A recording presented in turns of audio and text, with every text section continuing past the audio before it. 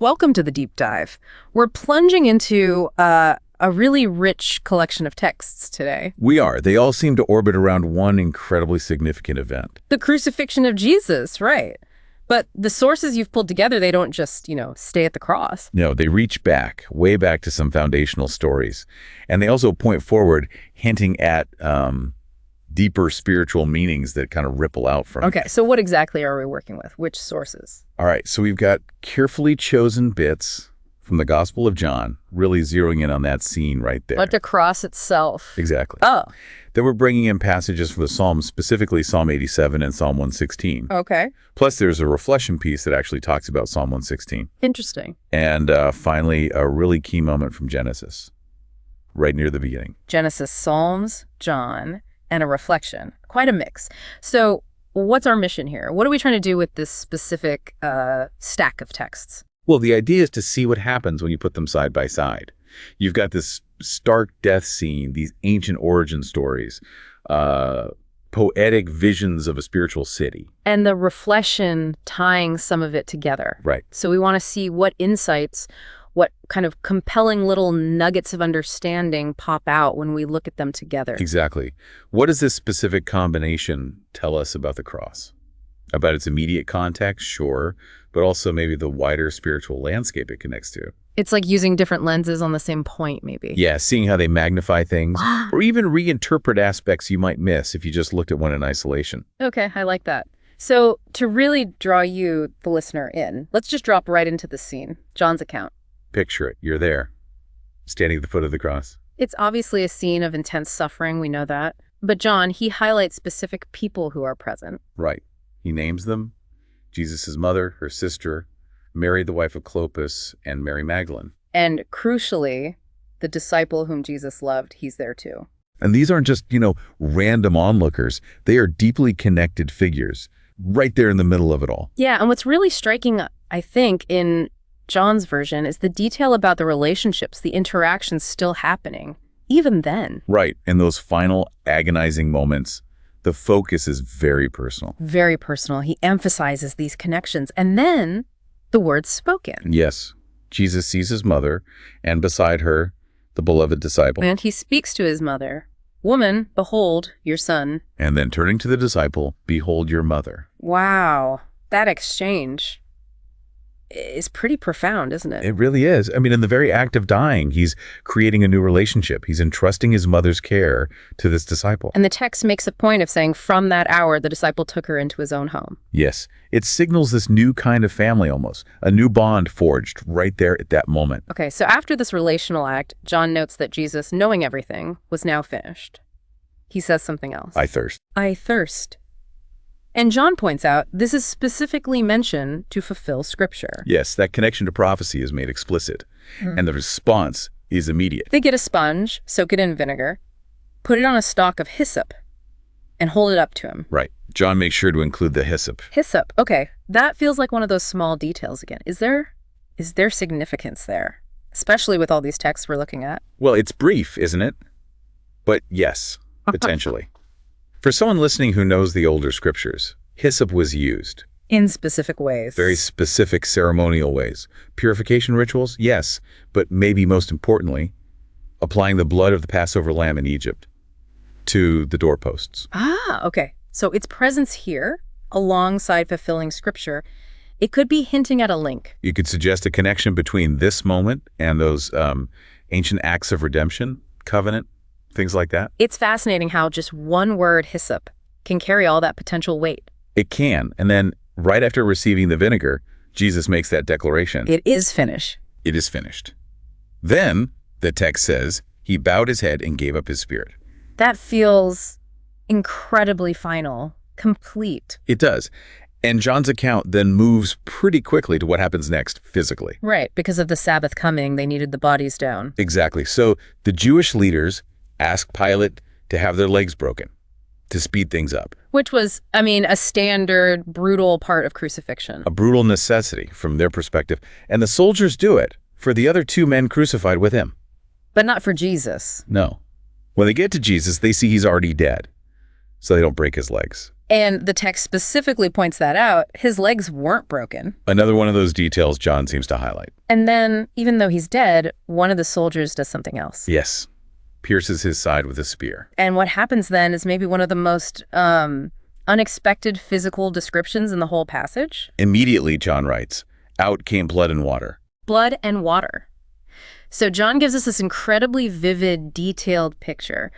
Suffering, death, yes, but also specific people, key words, these particular physical actions, legs not broken, side pierced, and then this striking outflow. Right. Now let's bring in that reflection source you mentioned. Okay. How does it connect? It jumps right onto that moment.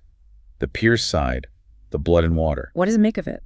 It interprets them straight away as symbols of the sacraments and the birth of the church. Okay. So it takes the physical event described by John and immediately gives it this spiritual communal meaning. Precisely. It connects what happened physically on the cross to the ongoing spiritual life, the practices, the very origin, you could say, of the community of faith. Sacraments, like baptism with water, communion with wine, representing blood, seen as flowing from that pierced side. Is that the idea? That's exactly the connection it's making, linking the physical suffering and death to the enduring spiritual life of the community that forms around Jesus. And the reflection also brings in a quote from Psalm 116. Yes, verse 15.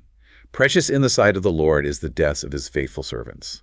Precious, that word Yeah. used about this kind of violent death, it really reframes things, doesn't it, from a divine perspective? Completely. It suggests this death, despite its horror, holds immense value. It's not just a tragedy from God's point of view. It shifts the focus from the human suffering alone to how God sees it, values it. Exactly. The divine valuation of it. Okay, let's switch gears now. Let's go way back to Genesis. Right back to the garden. Just after the choice was made, God's calling out. Where are you? And the response? Fear, hiding. Because as the text says, they were naked. Shame, separation. It's immediate. And then the questions start. Who told you that you were naked? Did you eat from the tree? Which leads very quickly to the blame game. Yeah. The man blames the woman blames the serpent. And this brings us directly to the consequences. Yeah. God declares them. And most significantly for our connections here, the curse on the serpent. Crawling on its belly, eating dust. Right. But then comes this really extraordinary verse, Genesis 3.15, often called the proto-evangelium, the first hint of the gospel. What does it say again? God declares, I will put enmity between you, the serpent, and the woman, and between your seed and her seed. He shall bruise your head, and you shall bruise his heel. Enmity, conflict, between the serpent's line and the woman's line. Yes, an ongoing spiritual conflict is declared, and it seems to culminate in this confrontation. One side gets a heel wound, painful, maybe crippling, but not necessarily fatal. But the other side gets a head wound, which sounds decisive. Typically fatal, yes. So it's a prophecy of conflict, but with unequal outcomes. Yeah. And notice, it involves a wound to the heel. A heel bruise. Okay, keep that in mind. And later in that same chapter, Genesis notes something else the source picked up on. Yes. The man names his wife Eve. Why? Because she was the mother of all living. Mother of all living. So Genesis gives us the origin of that break, the blame, the consequences, but also this prophecy of conflict, a costly victory maybe, involving a heel wound, and this foundational figure, Eve, mother of everyone. That's the Genesis piece. Now let's layer in Psalm 87. Okay, Psalm 87, what's the focus there? It speaks about Zion. It's called the city of God. Right. Zion often represents that holy place, God's dwelling, the source of blessing. And the psalm says, glorious things are spoken of you, referring to Zion. Okay.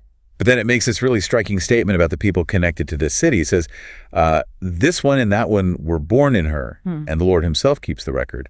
This one was born there. Born in her. Not just living there, but born there. That sounds metaphorical, spiritual. Exactly. It's suggesting a kind of spiritual origin, not just where you were physically born. Your identity comes from being born into this spiritual city. It's like a rebirthing, a new identity tied completely to Zion. A new identity. And how does the psalm end? It ends with a declaration, presumably from the people who belong to this city.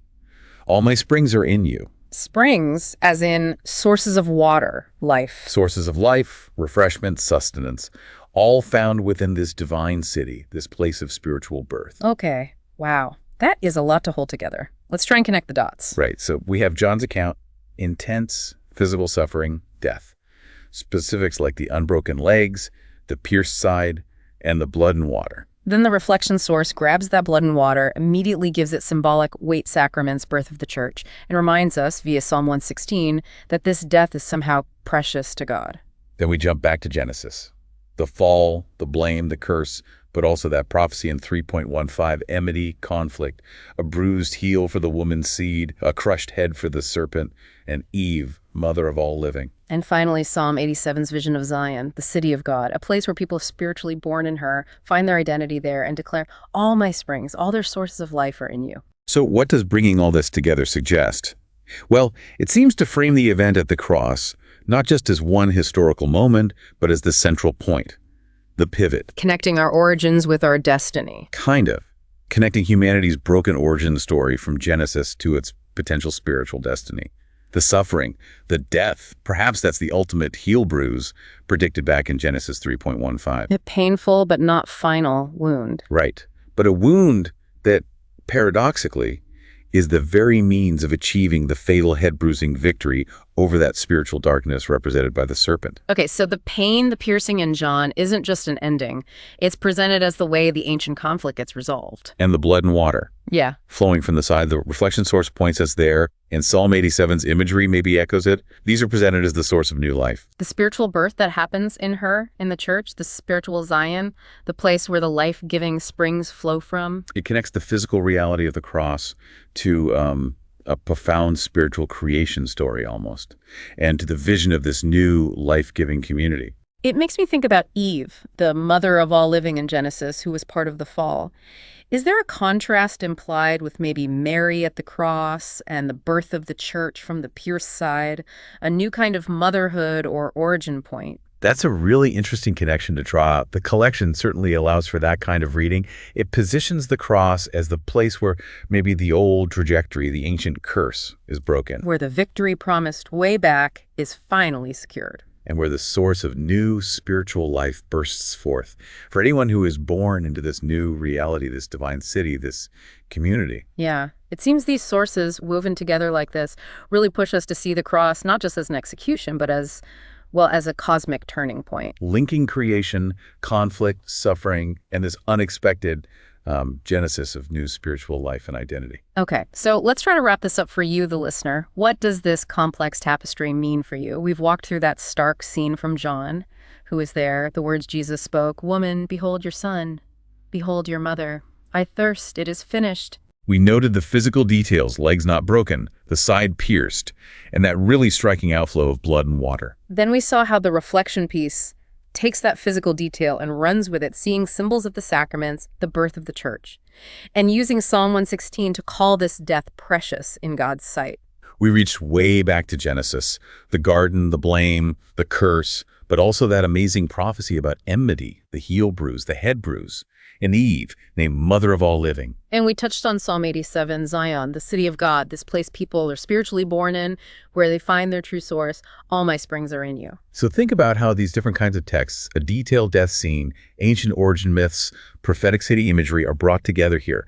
What new angle, what fresh insight does this specific combination offer you about the meaning or maybe the impact of what happened at the cross? Yeah, how does seeing it as this nexus point, connecting our origins, spiritual conflict, deep suffering, but also the very source of new life and community, how does that change things? Consider how these texts seem to frame the cross as the place where all those threads meet and are transformed. And here's maybe one last thought to leave you with, kind of building on all this.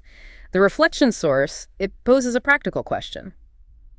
How can you stay close to Jesus today by loving and supporting someone who is suffering? Right, a very down-to-earth application. So take that idea, but hold it alongside everything else we've discussed.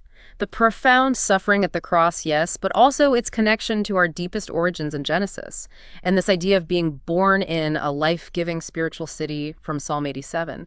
How does that whole combination shape how you think about compassion or spiritual identity? Or maybe the very idea of new beginnings, especially when facing suffering. What springs of life, of refreshment, of hope might you discover or perhaps offer to others when you stand at that intersection of deep suffering, ancient beginnings, and promised new birth?